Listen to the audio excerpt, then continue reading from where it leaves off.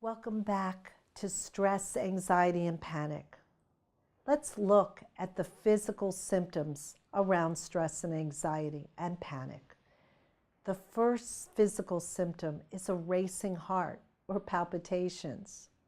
Another symptom we may have is shortness of breath. And that has to do with conserving our breath if we are being attacked, just like our heart racing. That kicks things up so that we can flee. The other kind of symptom we have is our fingertips and also our toes. We may feel a constriction of blood there, and that would be things like feeling a numbness or tingling. And the reason we have that is if the animal strikes us, we won't bleed to death. So we can have many symptoms like sweating and these head rushes, and all of that is part of the adrenaline response. All of it is in service to keep us safe. Now, once again, the problem is that this can be happening in places that we are really not in danger. So often when a client tells me they're having one of these reactions, I ask them, is there a saber-toothed tiger near them? And it kind of jolts them, and they realize there's something else that's really triggering this. And that's what we're going to look at in my next postings. So the main thing is we've got this adrenaline response.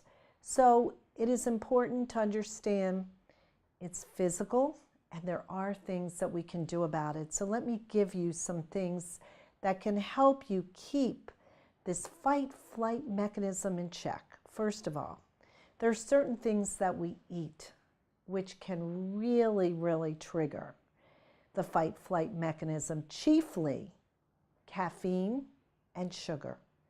Why? Because so much of the fight-flight mechanism has to do with our blood sugar levels.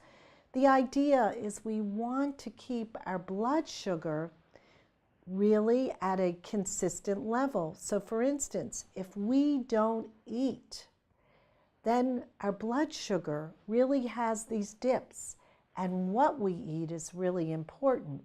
So it is important to eat regularly, and it's also important to not drink too much caffeine, not have too much sugar, and have an adequate amount of protein as well in your diet, and to eat on a regular basis. Our bodies really like regularity. So having, these ups and downs really make a difference, as well as sleeping regularly, because these are the things that our body needs, and also to drink plenty of water. So I would like each and every one of you to think about what kind of things are you putting in your physical body. For instance, if you're smoking, nicotine will affect also the blood sugar, because tobacco happens to be soaked in glucose. So really look at where are you getting direct sugar.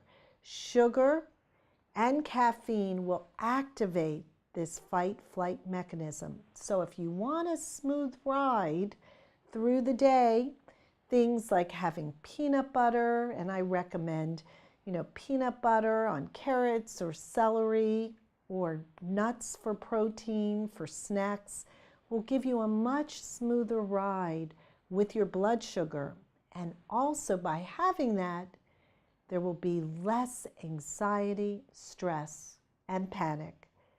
Stay with me on my next posting so I can discuss some other strategies for mastery of panic, stress, and anxiety.